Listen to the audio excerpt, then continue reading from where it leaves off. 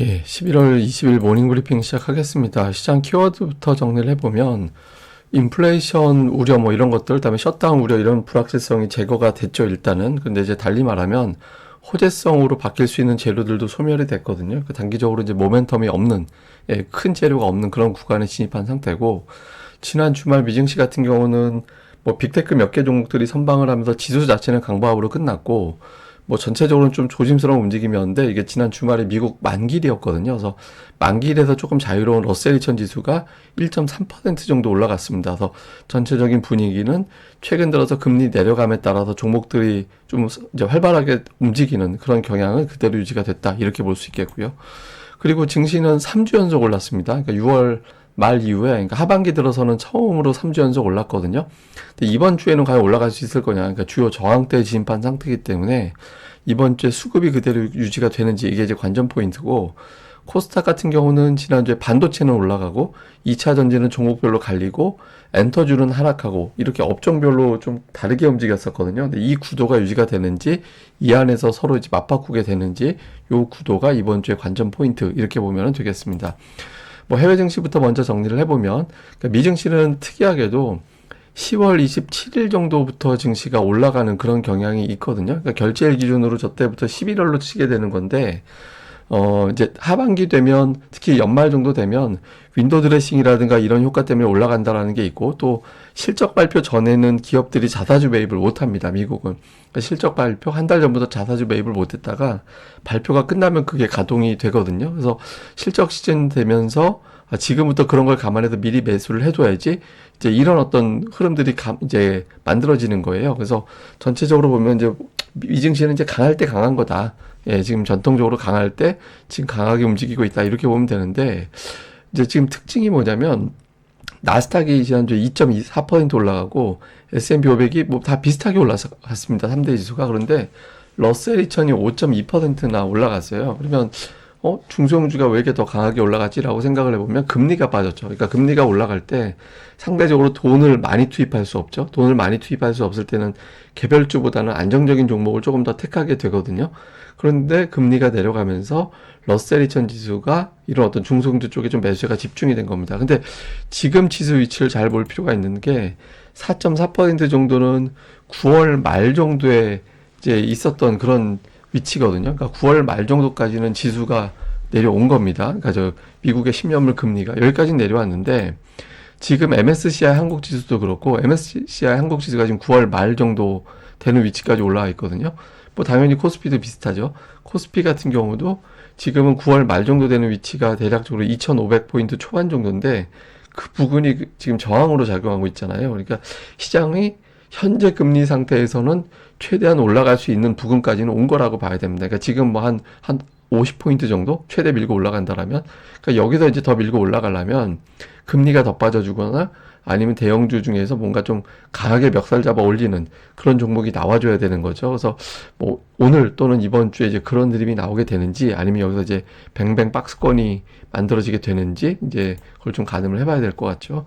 주말 사이에 나왔던 재료를 좀 보면, 뭐 우리나라 증시가 좀 안정을 찾았다, 그래서 산타랠리 기대감이 있다, 이런 내용들의 기사가 있었는데, 기사 내용을 좀 보면, 좋게 보면 수출이 반등하고 있고 국제유가가 하락하면서 지표들이 반전된 거는 좋은 요인. 근데 나쁘게 보면 연준 인사들이 시장을 가만히 두지는 않을 것 같다, 구두 개입하면서 부담을 줄 수 있고, 또 이제 중동 이슈가, 중동 주말에 좀 살짝 뭐 부드러워진 뉴스도 나오긴 했습니다만은 어쨌든 깔끔하게 정리된 건 없기 때문에 시장이 그대로 랠리로 완전히 쭉쭉 밀고 올라가기에는 좀 어렵다, 이렇게 의견이 좀 엇갈린다라는 내용이 들어가 있었거든요. 그래서 시장을 아마 조금 눈치 보는 그런 상황이 만들어질 수도 있을 것 같다, 이런 분석이 있었고, 그 다음에 이제 또 하나 주목해 볼 만한 기사가, 외국인들이 11월 들어서 2조 7천억, 근데 실제로는 2조, 코스피는 2조 4천억 정도 산 건데, 어쨌든 저 정도 사들였는데 반도체주를 주로 담았다라는 거예요.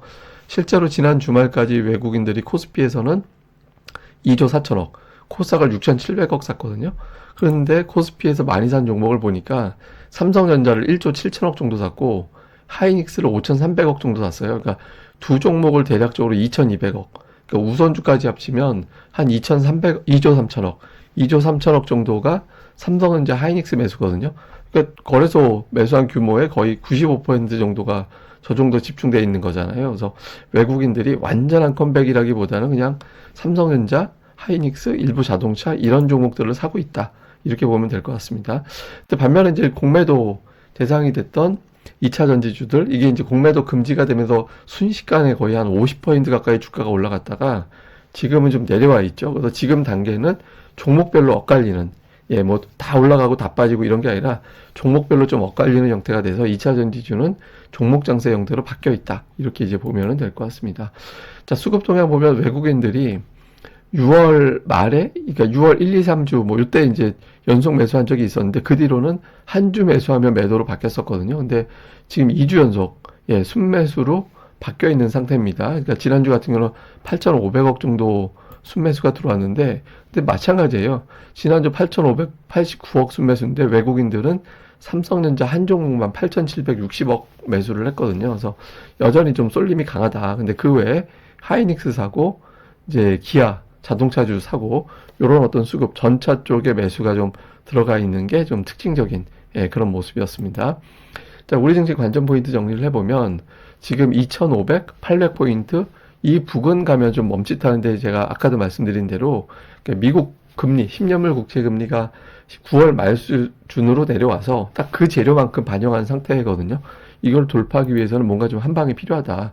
그리고 이제 또 하나는 공매도 금지 효과가 얼마나 있었나 이걸 좀 보면, 공매도 금지 직후에 대차 잔고가 좀 줄었는데 더 이상 줄진 않고 있거든요. 그래서 이 공매도 금지 효과는 현재로서는 딱 그때 나온 게 전부인 것 같다. 그래서 지금은 공매도 금지보다는 좀 다른 재료 쪽에서 어떤 상승 모멘텀을 좀 찾아봐야 될 때가 아닌가 이렇게 보여지고요. 그래서 지금은 재료 자체가 별로 없는 공간이라서 이번 주에 중요한 지표라든가 이런 게 별로 없거든요. 그래서 대형주들 개인기, 예를 들어서 뭐 삼성전자가 됐든 뭐 LG에너지 솔루션이 됐든 포스코홀딩스가 됐든 어떤 대형주들의 어떤 개인기로 시장을 돌파를 해야 되는 위치입니다. 그래서 이게 만약에 그런 게 나오지 않는다면 지수 자체는 조금 지루할 가능성이 있죠. 지금 ADR도 높은 수준이기 때문에.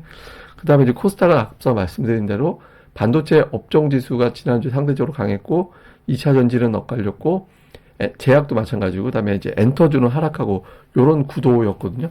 요 구도에서 순환이 되는지, 그게 고정이 되는지, 요것도 주목을 해봐야 될 것 같습니다. 그리고 이제 시장이 최근 들어서 특징이, 11월의 특징이 정말 낙폭과대주 있잖아요. 그러니까 어지간한 종목들은 다 낙폭과대긴 한데 장기 낙폭과대주들이 최근에 좀 강하거든요. 그러니까 카카오 같은 종목이 올라갔는데, 지금 카카오 중요한 고비죠. 딱 봐도 지금 121선이니까.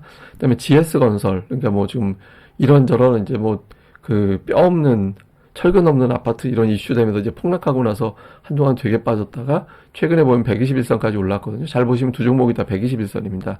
그 다음에 이제 좀 지루함이 있었던 기아 같은 경우가 또 지난주에 올라가고, 자동차 부품주들이 올라갔거든요. 그래서 최근에 약간 특징적으로 움직이는 종목군들이 이렇게 3개 정도가 이제 특징입니다. 그러니까 되게 소외받았거나 지루했거나 이런 종목들인데, 이런 구도가 이제 고정돼서 가는지, 그러니까 소외주 쪽으로 계속 가게 되면 또 소외받았던 다른 종목군들이 또 있거든요. 그래서 이 구도가 되느냐, 아니면 이 구도 플러스 이제 뭐 반도체 뭐 이런 정도가 최근에 좀 강했었는데, 요게 또 바뀌어서 다른 쪽으로 이제 바뀌게 되는지, 이 업종의 흐름들도 같이 좀 체크해 보는 것도 중요할 것 같습니다. 예, 뭐 자세한 건 제가 또 오후 마감 방송에서 내용을 정리해 드립니다. 이 방송 구독하기와 좋아요까지 꼭 좀 부탁드리겠습니다. 감사합니다.